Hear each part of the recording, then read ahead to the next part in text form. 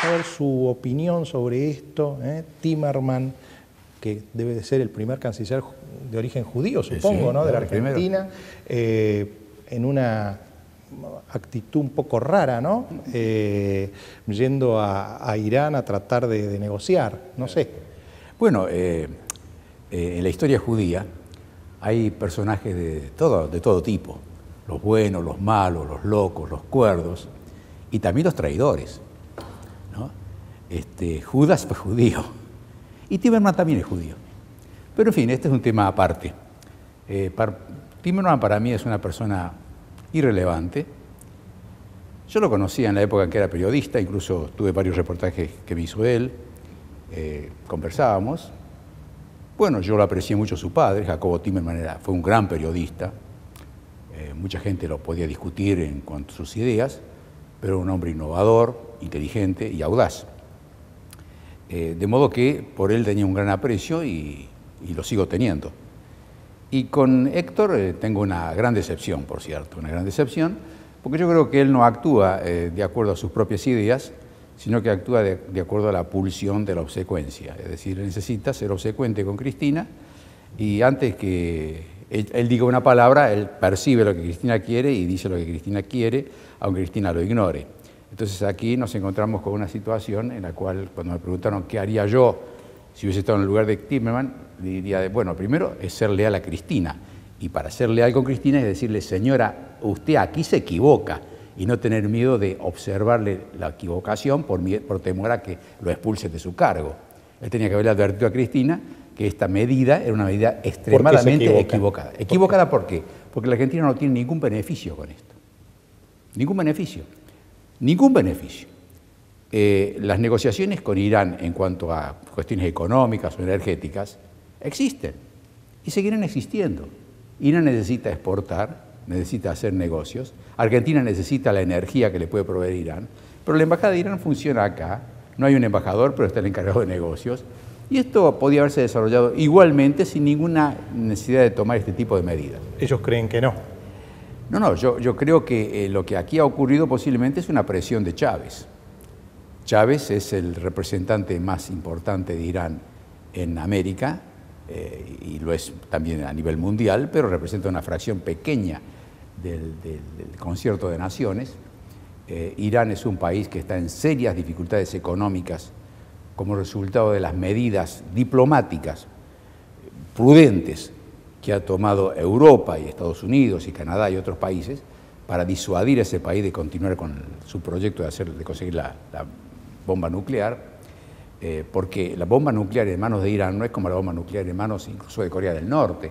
Corea del Norte es mucho más confiable, si se quiere, que Irán, porque de alguna forma Corea del Norte está junto a China y China puede frenar a Corea del Norte en algún momento. Y Corea del Norte ha hecho una bomba que no es la gran bomba nuclear que se puede fabricar hoy en día, es una bomba nuclear todavía de los tiempos de la década del 50. Pero una bomba nuclear en manos de Irán es extremadamente peligrosa. Y la prueba al canto somos nosotros, los argentinos. En Argentina se produjo el primer atentado absolutamente, yo diría, imperdonable contra todo el continente. Aquí el atentado que se hizo contra la Embajada de Israel y contra la AMIA es anterior al de las Torres Gemelas. Es la primera agresión cometida de forma masiva en todo el continente americano. Una especie de cabecera de playa. Exactamente, asesinando a decenas y decenas de gente inocentes. Fueron bombas colocadas para matar gente inocente, sin importar si eran niños o eran adultos, si eran hombres. Usted, Marco, no tiene dudas de que Irán está involucrado en ese atentado. Pero completamente. Aquí se hizo una investigación muy larga, hubo cambio de jueces y cambio de fiscales, hubo cambio de gobiernos y todo el tiempo las pruebas no pudieron ser refutadas. Aquí están involucrados por lo menos 7 grandes funcionarios del gobierno iraní de aquella época, algunos de los cuales siguen en funciones. Por ejemplo, el ministro de Defensa de Irán actual es uno de los acusados. Uno de los candidatos a la elección presidencial que vendrá el año que viene es también uno de los acusados.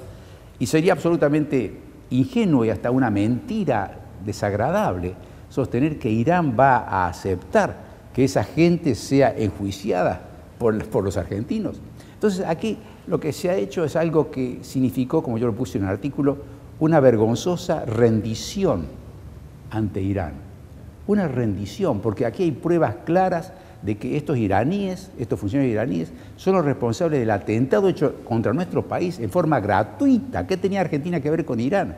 Un atentado en nuestro país contra nuestros ciudadanos de forma gratuita y donde Irán no puede sacarse de encima esa culpa. Entonces surgió una idea equivocada, y ahí Timerman tiene la culpa, en la presidenta, diciendo, bueno, hagamos lo mismo que se hizo con el asunto del avión de Lockerbie.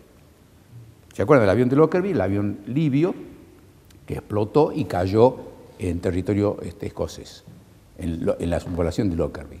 Entonces, para quitarle explosividad, yo diría, mediática, se decidió que el juicio se realizara en otro país. Y se realizó en otro país. Entonces Cristina dijo, bueno, hagamos el juicio en otro país, y ofreció eso a Irán. Pero Lockerbie fue un juicio que se hizo en otro país, pero por jueces escoceses. Los jueces ni siquiera eran ingleses, eran escoceses. Fíjense ustedes la precisión de la justicia. La justicia la hace quien representa a los damnificados. Entonces, aquí la justicia tiene que ser argentina. No es que se pueda hacer un juicio con otro tipo de jueces, italianos, suecos, canadienses. No, tienen que ser jueces argentinos a cargo de la justicia argentina. Y aquí se distorsionó esto de una forma grosera, porque se lo llevó más allá todavía. Se llevó a negociar qué se haría con esos atentados. O sea, suprimir la hipótesis de un juicio. ¿Cómo se negocia? ¿Cómo se negocia esto? ¿Cómo se negocia con la culpabilidad asesina de un grupo que atacó de una forma absolutamente inexplicable a otro país? Ahora, hay algo perverso en la actitud del gobierno de elegir precisamente a Timerman, un canciller judío, para que cumpla ese papel que usted califica como vergonzoso. Quizá con el tiempo se pueda escribir alguna ficción sobre esto, ¿no? Y profundizar en el aspecto psicológico. El aspecto psicológico, usted sabe que en las novelas se desarrolla muy bien el tema vinculado con el sadismo, con el masoquismo, con la perversidad, con actitudes humanas así que van por los bordes de la salud mental, ¿no? Y es notable cómo este trabajo se le encarga... Esto lo puede decir con autoridad porque usted es psiquiatra. Bueno, claro. Cómo este trabajo sucio, diríamos yo, se lo encargan a un canciller judío. El canciller judío Timerman es obligado a reconocer al Estado palestino con capital en Jerusalén del Este, antes que el Estado palestino sea un Estado plenamente reconocido y antes que haya negociaciones de paz que garanticen la viabilidad de este Estado y el futuro de este Estado. Timerman es obligado a expresar esto por orden de Cristina. Y después Cristina le obliga a Timerman a ofrecer las negociaciones con Irán y reunirse con el canciller iraní en Estados Unidos el Día del Perdón, el Yom Kippur, que es una suerte, yo diría, de profanación del día más sagrado de la tradición religiosa judía. Y lo fuerzan a hacer eso y Timerman lo hace. Por eso yo digo, ya el término de traidor le queda chico.